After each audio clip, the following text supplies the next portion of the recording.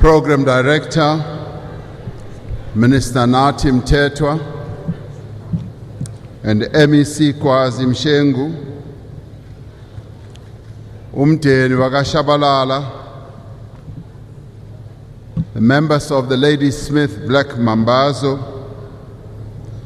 the Premier of KwaZulu-Natal, Sihle Zikalala, the Speaker of the National Assembly, ministers and deputy ministers, the Deputy Chief Justice, Justice Zondo and his spouse, Isilo Noma Singeko, the traditional leaders from all over our country, MECs, mayors, members of parliament,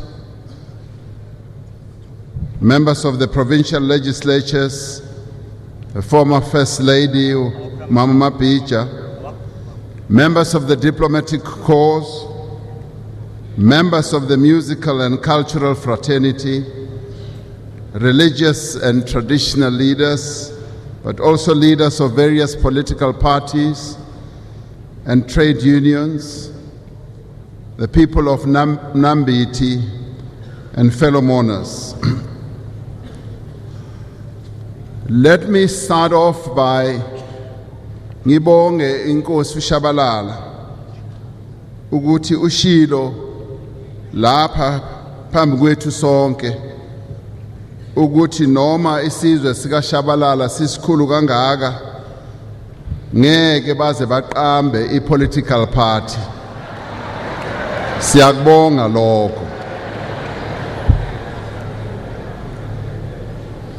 Okwesibili, ubabuyile Shabalala lo wayekhulumela abazukulu uye wathi mayeqeda ukukhuluma ngamxhawula ngambuza ukuthi wenzani, wathi no usafunda kodwa ucela umsebenzi la kimi. Uthi ucela umsebenzi ukuthi abe uMinister we-Sports and Culture.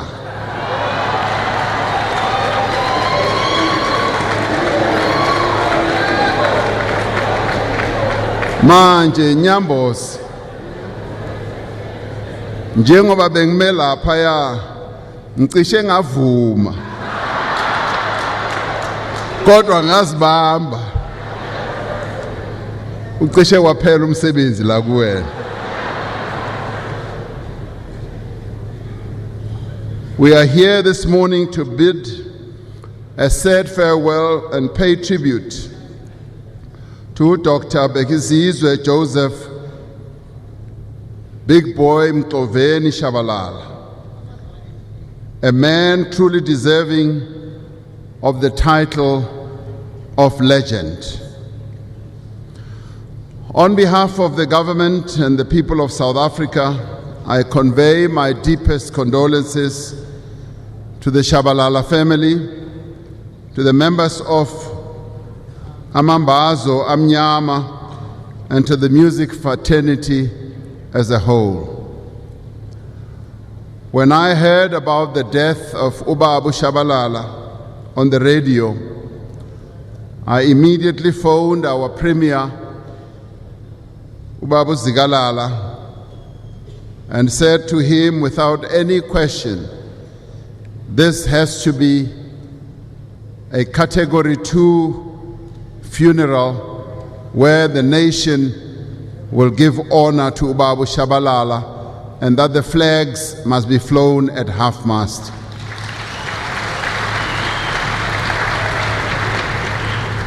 We are also here to celebrate a life that was richly led,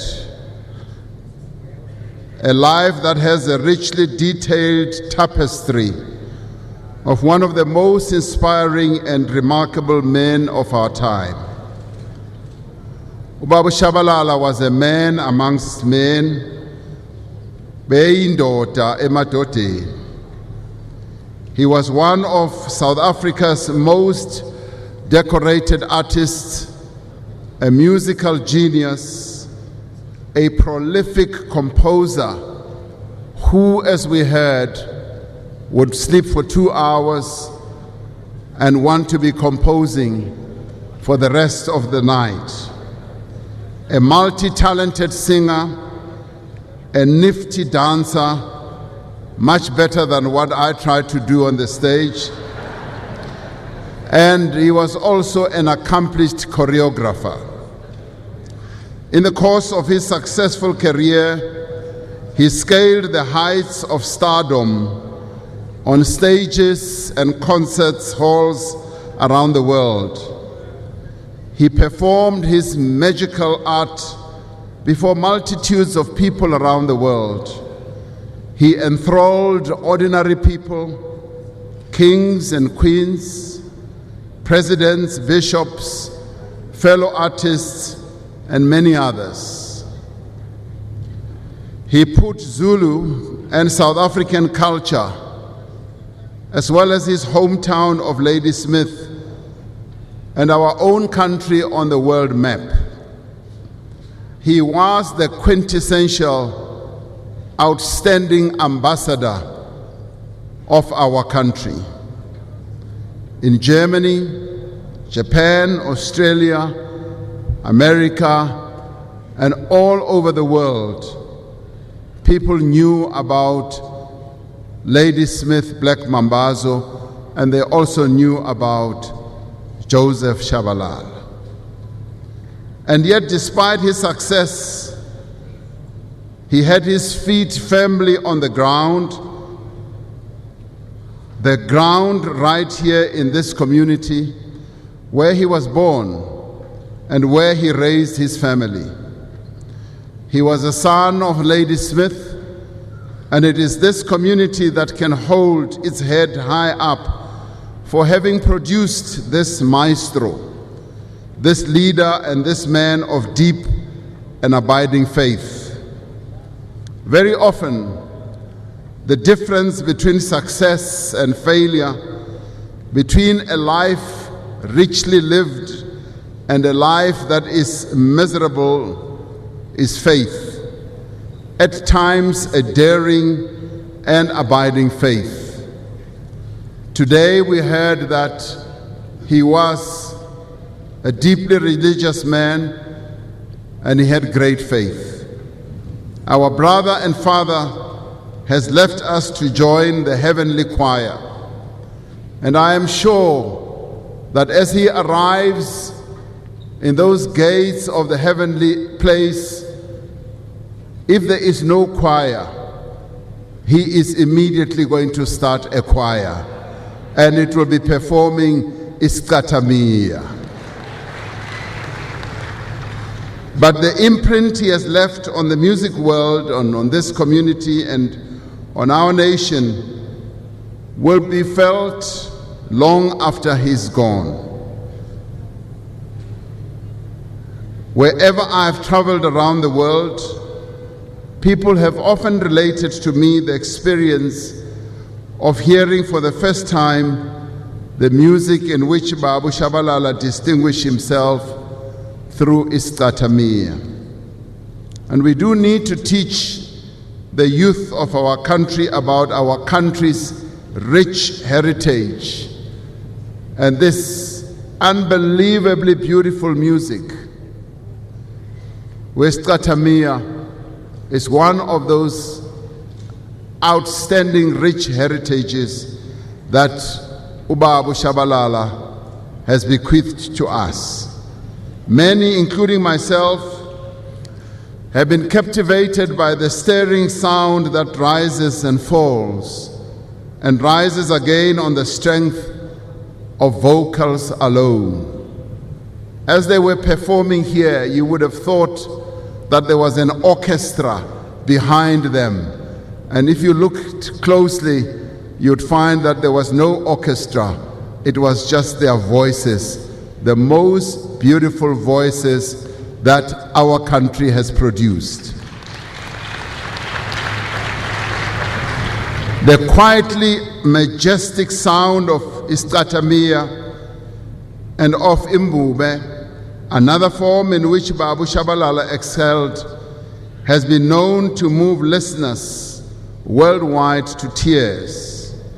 It is an extraordinary musical tradition that is uniquely South African. It was conceptualized here in South Africa. It expresses our life as a people, our culture, and talks to our experiences and our history as well. It takes us back through the hills and the valleys of Umnambiti and to the farm where Ubabu Shabalala grew up and worked as a child. It transports us in the cars, in the taxis and trains, along the roads and railway lines that cut into the land, and takes us into the interior where the cities of Gauteng, Mpumalanga and Limpopo rise.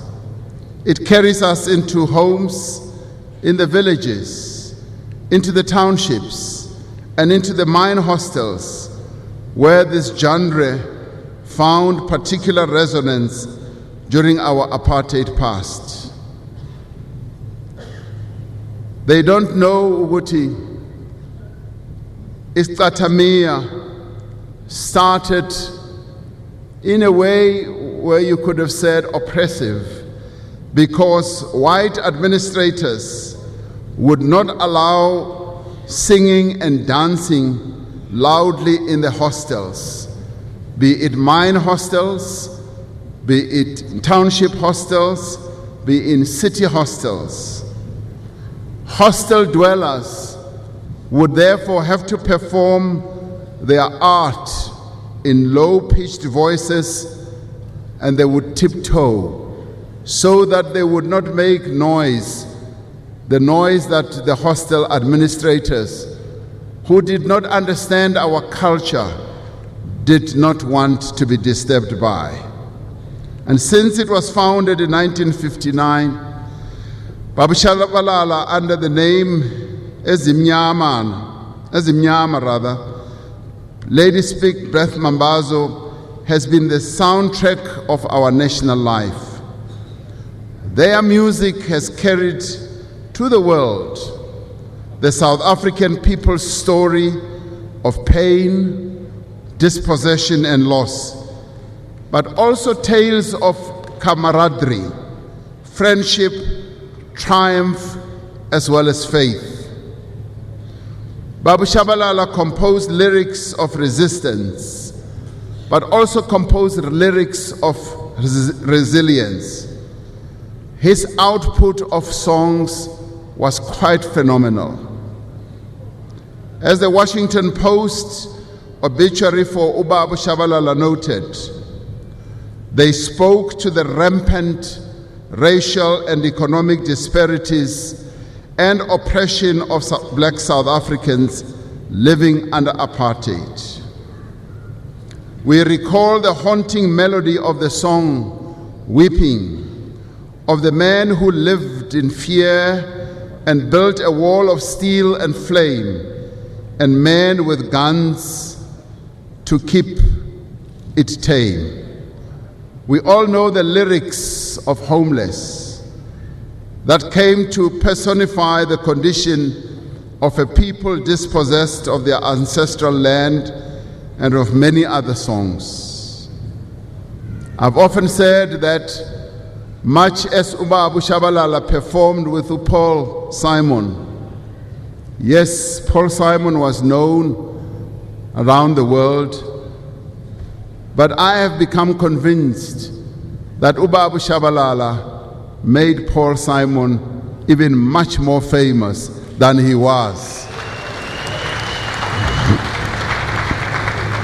And who can forget the rendition of Shosholoza, the evocative melody that tells the story of the trains carrying men from the villages to the mines.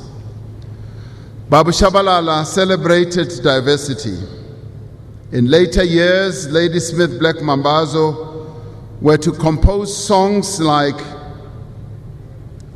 Love Your Neighbor, Make Peace, Sit Down, Different Colors Mean Nothing to Me, all tunes that harnessed the new era of reconciliation and democracy in South Africa. Baba Shabalala always said he sang to live and he lived to sing. His music was his life, and his life was his music. Many of the lyrics he composed reflected his own lived experience of growing up amidst hardship. He was the son of farm workers and the eldest of 8 children. He was forced to leave school at the age of 12 when his father died. He had to care for his siblings and moved to Durban while still a teenager to work in a factory. He understood too well that the lives of millions of men and women and children of South Africa who were denied opportunity because they were unlucky enough to be born into a system that valued them less because of the color of their skin. This was conveyed in the music of Lady Smith Black Mambazo. Last year, I had the occasion to visit him at his home where he was recuperating from surgery. The wish for us to meet was mutual. He had wanted to meet me, and I had expressed a deep desire to meet him as well. I congratulated him and Lady Smith Black Mambazo for having achieved what few musical groups, either here or abroad, have managed to accomplish, and that is to remain together despite such a great passage of time. Not many groups have been able to stay together for as long as Lady Smith Black Mambazo has been able to do. And I'm convinced, having seen them perform here, and I'm also convinced, having seen the Shabalala family and how it has become part of the team, that they will go on for much, much, much longer. And we want to congratulate them for that. When I saw him, he was high in spirits despite his frail health.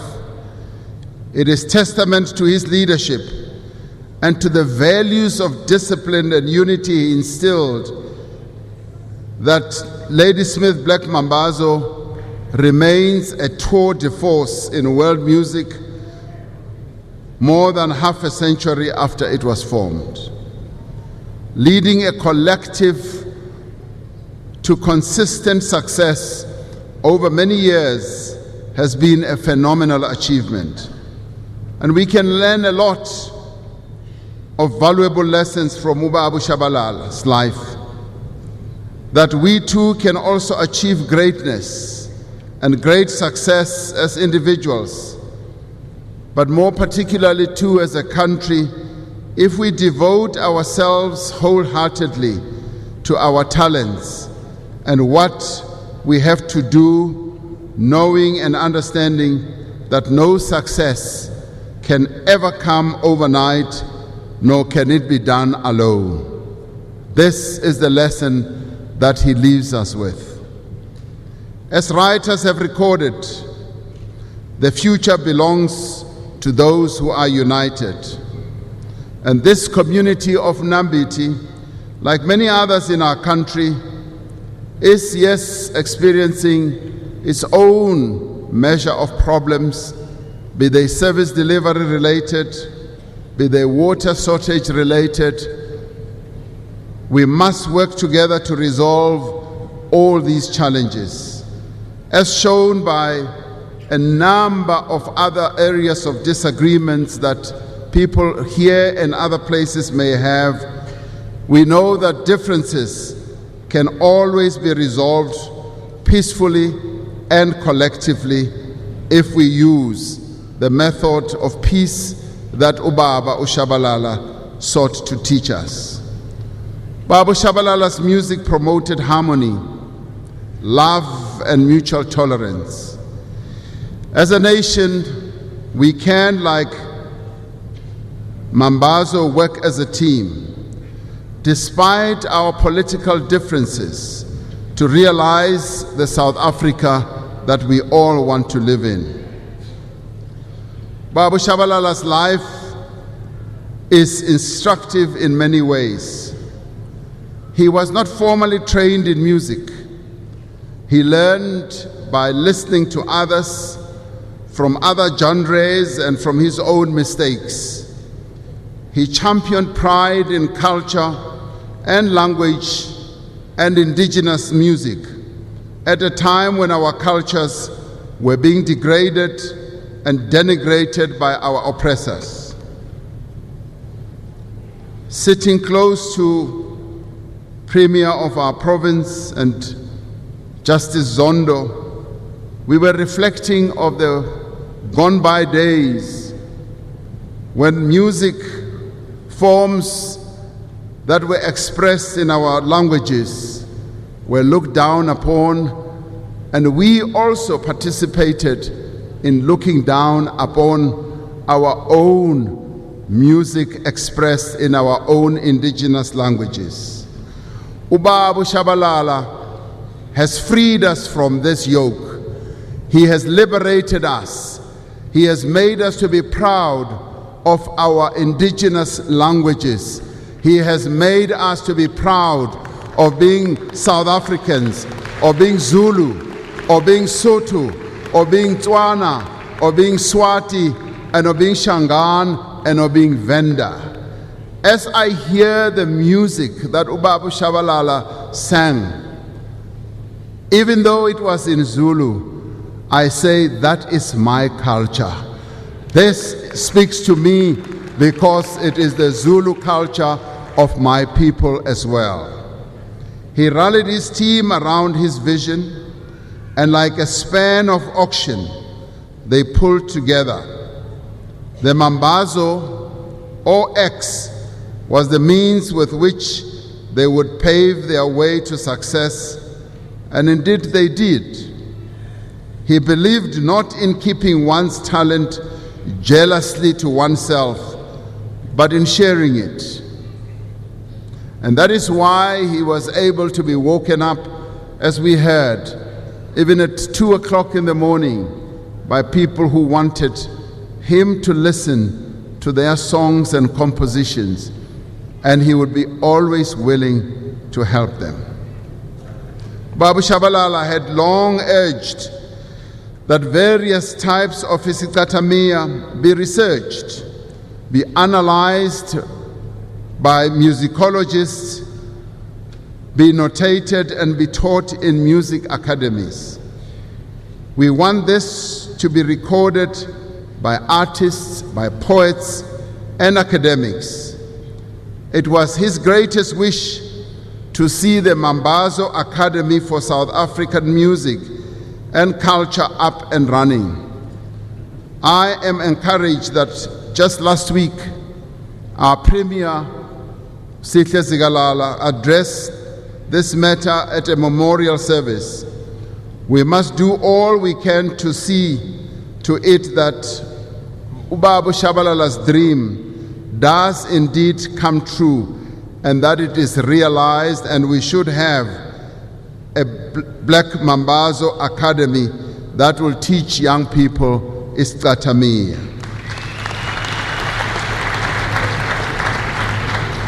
The Academy will build on the work begun by the group 2 years ago as part of a mobile academy program supported by the Department of Sports, Arts and Culture. In 2018, the group began visiting high schools in this province, offering music workshops for young aspiring artists. I know that Ubaba Shabalala had wished to see this expanded, to the rest of the country, and we will make sure that this does indeed materialize. Like we supported the construction of the National Academy of Performing Arts in Jabulani in Soweto, in collaboration with the Isicathamiya Foundation, and the construction of the Polokwane Theatre in partnership with the Limpopo Provincial Government, we will make sure the Mambazo Academy is built, and this, together with the Premier of our province here, we promise, and it will be done.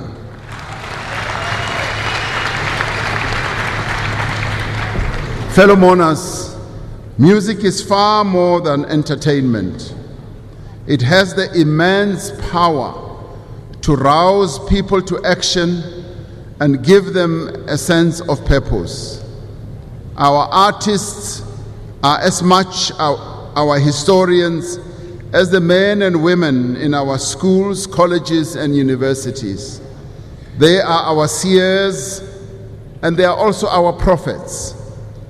In the songs of Black Mambazo, we find the rich history of our people everywhere. They produced the legendary album Shaka Zulu in 1987, a chronicle of the life of one of our country's most important figures. The album won them their first Grammy, and they would go on to win 5 more Grammy Awards and produce over 40 albums and over 400 songs, many of them penned by Ubaba Shabalala himself. Their music brought together people across political lines and also helped to forge social cohesion. Any country that honors its history respects its artists, for they are the voice of a people and the conscience of a nation. Ladysmith Black Mambazo was the first and the only full-time professional choir that could live on royalties and concert fees alone.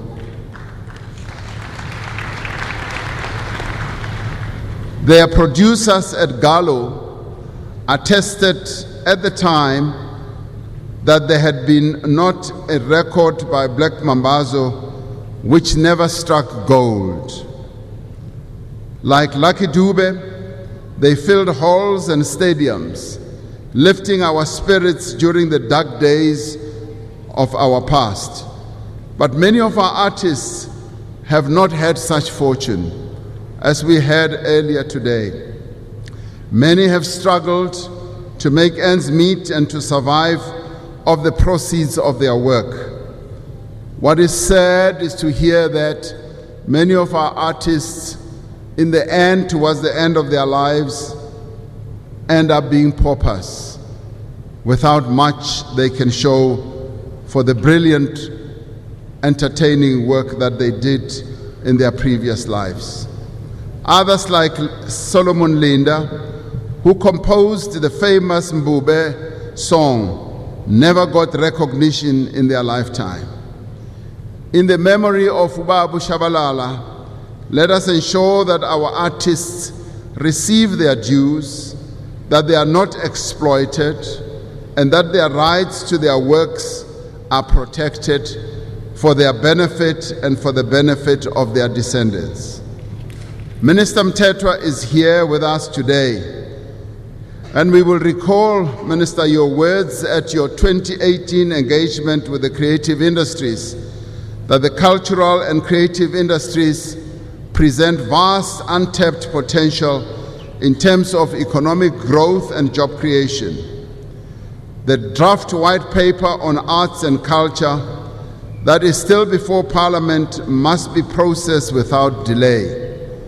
It includes important proposals around catalytic funding and financing for the creative sector, around accelerating transformation as well as inclusion, and importantly, on ensuring effective protection for the rights of our artists. We must also ensure legislation applicable to artists, to creators, to educators, broadcasters, and owners are all taken into account when determining what steps we need to take in relation to the Copyright Amendment Bill. Although there is certainly more we need to do, we can be proud of the support this government continues and will continue to give to the arts and the artists of our country. The department has a venture fund capital for the arts and culture to assist small and medium enterprises in the cultural and creative industries to access working capital. We are also continuing to invest in the Business Arts South Africa to provide early stage startup capital. Our nation gave Ladysmith Black Mambazo recognition and honor in 2008 when they received their national order in Kamanga in silver. This they received as a group. I'm going to be nominating Ubaba Shabalala himself to be awarded the National Order of Inkamanga in gold posthumously. If there is anyone who deserves it richly, it is Ubaba Joseph Shabalala. As if prophesying about this moment of his passing, Baba Shabalala once sang about Ikhaya Lamaqhawe, the home of the triumphant heroes. Wathi kukhona ikhaya lamaqhawe anqobile. Kuhlala abangcwele bodwa lapho. And that was so poignant and talking to the home to which he has now gone to. That is where Ubaba Mshengu is now, alongside Utatu Mandela and other heroes of our struggle and many other men and women who built this nation. We need to release him to go because bamlindele o Johnny Clegg, o Jabu Khanyile, o Miriam Makeba, o Lucky Dube, nabanye abaningi bamlindele ukuthi afike. In the words of the poet laureate Kiaparetswi Khositsile, you live forever in us. You are all the names that in dying for life make life shorter than death. And we can say that Ubaba Shabalala and his music will live forever until people stop listening to music. And it is with these words that we say, Hamba kahle Mshengu, Hamba kahle Baba Shabalala. You have been a true blessing to all of us as South Africans. You have flown the South African flag higher than most. Your voice, your words, and your music penetrated many more homes than those who could ever have seen the South African flag. We thank you. You were a gift not only to us as South Africans, but you were a gift to humanity. Lala ngotolo, Baba. Thank you very much.